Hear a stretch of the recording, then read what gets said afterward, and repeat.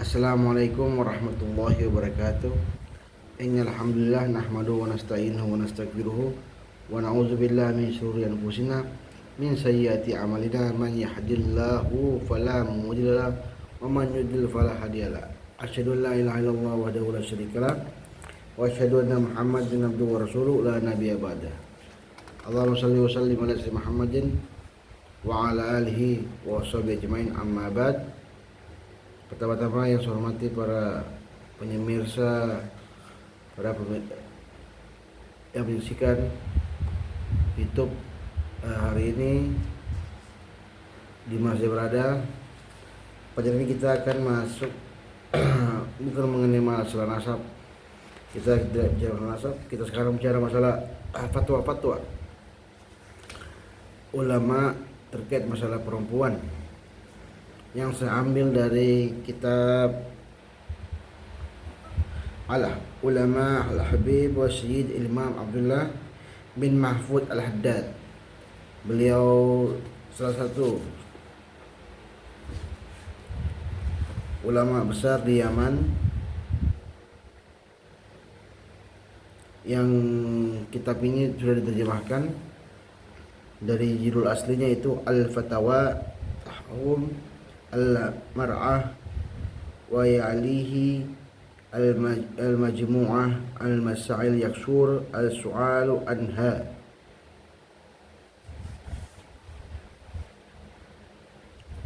Kitab ini saya akan baca satu persatu. Dalam kasus ini ialah ada 3 persoalan yang saya akan bahas seputar fatwa yang disampaikan oleh Imam Abdullah bin Mahfud Al-Haddad. Jadi fatwa ini keputusan hasil dari ijtihad beliau yang kita bisa ambil dengan tujuan yaitu memberikan gambaran bagaimana hukum-hukum yang berlaku pada perempuan. Oke. Ada 3 persoalan yang saya akan bahas. Yang pertama tentang hukum terkait seorang suami yang meminta istrinya berhubungan setelah nifas sementara kondisi dirinya belum memungkinkan. Apa hukumnya? Oke. Sering muncul pertanyaan ialah, jika perempuan sudah suci dan mandi dari hadas nifas, kemudian setelah 2 hari suaminya mengajaknya melakukan hubungan suami istri, maka bolehlah perempuan itu menolak ajakan suaminya tersebut dengan alasan fisiknya masih lemah. Jawabannya apa? Apakah boleh menolak? Syariat jawabannya adalah syariat membolehkan melakukan hubungan suami istri setelah berhenti nifas dan setelah mandi besar. Saya tidak paham maksud pertanyaan Anda. Setelah 2 hari, apakah Anda yang maksud adalah waktu nifasnya hanya 2 hari saja, atau perempuannya tersebut telah menyempurnakan waktu nifasnya seperti biasa, kemudian dia suci dan setelah 2 hari waktu suci dia diajak berhubungan dengan istri suaminya? Jika terjadi adalah kemungkinan 2, maka sang suami wajib memperhatikan kesehatan istrinya. Jadi kalau diajak berhubungan tapi kondisi masih lemah, maka suami wajib memperhatikan kesehatan istrinya. Berarti diukurkan untuk berhubungan karena melihat kesehatan si istri. Kalau si istri masih lemah atau memiliki alasan lain dan menolak ajakan tersebut, maka harus diperhatikan dan sang istri harus memberikan alasan kenapa menolaknya, sehingga suami rela dan bisa menerimanya. Karena jika tidak dijelaskan, maka khawatir si suami akan murka dan marah, sehingga malaikat akan melakukan perbuatan istri tersebut di waktu subuh. Sebagaimana hadis Nabi Muhammad SAW yaitu jika perempuan bermalam dalam keadaan menjauhi tempat tidur suaminya, maka para malaikat akan melaknat sampai subuh. Ini hadis dari Imam Abu Hurairah. Intinya kehidupan berkeluarga itu dibina atas saling memahami dan saling membantu. Oleh karena itu harus ada yang transparansi atau kejelasan antara keduanya dalam menolak dan menerima ajaran tersebut. Jadi di sini fatwanya bahwasanya jika istri menolak karena keadaan lemah, maka didahulukan kesehatan dibanding hadis tadi. Jadi kita harus memahami bahwasanya kondisi istri harus masih lemah dan tidak boleh diajak berhubungan oleh sang suami manapun seperti itu. Mau dia orang besar, mau dia ulama, kalau istri masih belum bisa diajak, maka kita harus memperhatikan kondisi istri. Yang kedua, bagaimana kira-kira hukum melakukan ibadah bagi perempuan yang sedang haid?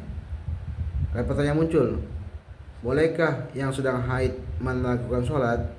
Apakah perempuan wajib mengganti semua kewajiban setelah masa haidnya? Jadi ini sering muncul dia. Apakah perempuan sebelum haid kan dia nggak sholat, tapi setelah dia sholat atau sudah mandi besar, maka apakah sholat yang selama dia haid yang ditinggalkan wajib diganti?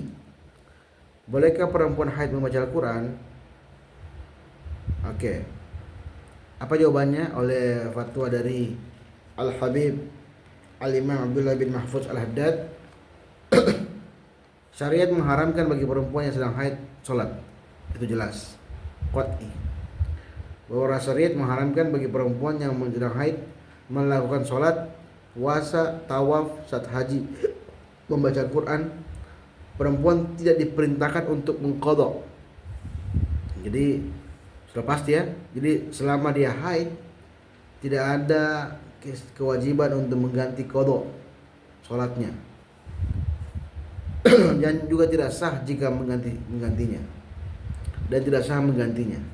Sebab perintah sholat merupakan kewajiban yang berulang setiap hari. Sedangkan puasa maka wajib diganti. Jadi kalau puasa wajib diganti, sedangkan sholat tidak wajib diganti oleh orang-orang yang perempuan yang haid. Sebagaimana ketentuan hadis Nabi Muhammad SAW dari Aisyah, kunna nu'maru biqada'is shaum wala nu'maru biqada'is salat. Ada hadis Nabi Muhammad dari Aisyah mengatakan, kami diperintahkan untuk mengganti puasa dan tidak diperintahkan untuk mengganti salat. Kewajiban mengganti puasa tidak memberatkan perempuan karena hanya terjadi setahun sekali. Berbeda jika perintah salat yang berulang-ulang setiap hari dan setiap kali haid sehingga diberikan keringanan. Jika dihitung maka terdapat 40 fardu yang ditinggalkan. Jadi Allah Ma'adil. Karena puasa itu setahun sekali, yang puasa Ramadan yang wajib, maka itu boleh ganti. Tapi kalau sholat yang terutama bagi perempuan, kalau dihitung maka dia ada 35 kali sholat fardu tinggalkan, maka itu diganti. Itu luar biasa beratnya. Sehingga syariat atau hukum memberikan keringanan dan kemudahan kepada perempuan. Bahkan ulama-ulama mengatakan bahwa jika perempuan ingin mengganti kewajiban sholat yang ditinggalkan saat haid, maka perbuatan tersebut tidak sah. Oleh karena itu perempuan wajib menahan diri dari membaca Al-Quran, sholat dan puasa ketika dalam keadaan haid. Baru ketika suci dan mandi besar maka dia diperbolehkan untuk melaksanakannya. Hukum ketiga, insya Allah ada beberapa hukum. Hari ini yang untuk video kali ini 3 hukum yang saya pakai atau fatwa beliau yang keluarkan, yang muncul dari pertanyaan-pertanyaan perempuan. Yang ketiga, apakah perempuan wajib melaksanakan sholat zuhur pada hari Jumat setelah jamaah laki-laki pulang dari masjid, atau boleh melakukannya setelah azan zuhur. Ini hari Jumat ya maksudnya. Oke. Syariat telah memberikan uzur bagi perempuan untuk tidak melaksanakan sholat Jumat karena kesibukan mereka dengan urusan rumah dan mendidik anak.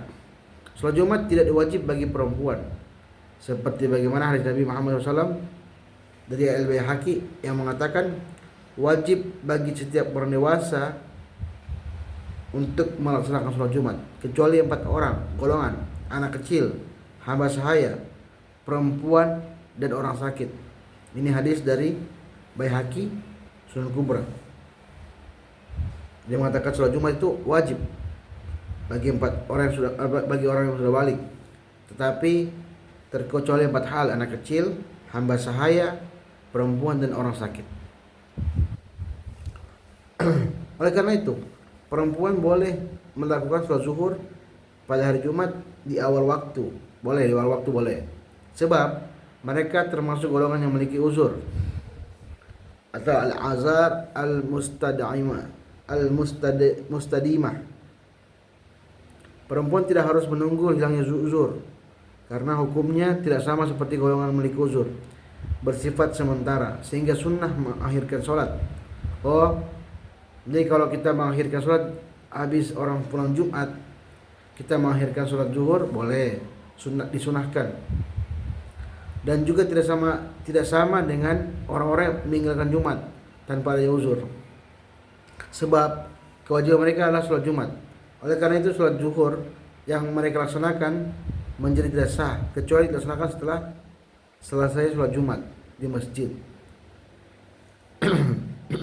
Jadi sholat zuhur yang dilaksanakan itu menjadi tidak sah kecuali dilaksanakan setelah selesainya sholat Jumat.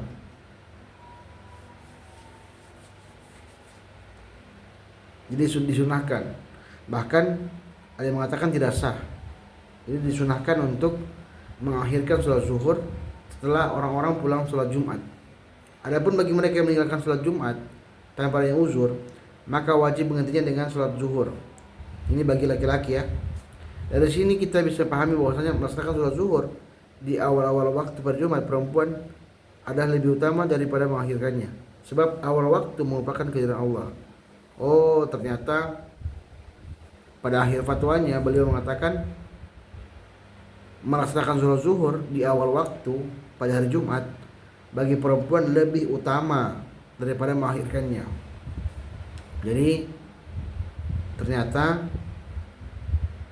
melaksanakan sholat zuhur pada awal waktu untuk perempuan maka itu lebih utama karena bagi mereka tidak diwajibkan untuk sholat Jumat. Demikian tentang 3 fatwa hukum yang ditanyakan oleh kepada Habib Abdullah bin Mahfuz Al-Haddad. Selanjutnya kita akan bacakan lagi di tempat lain dengan video yang lain. Demikian akhirul kalam. Wassalamualaikum warahmatullahi wabarakatuh.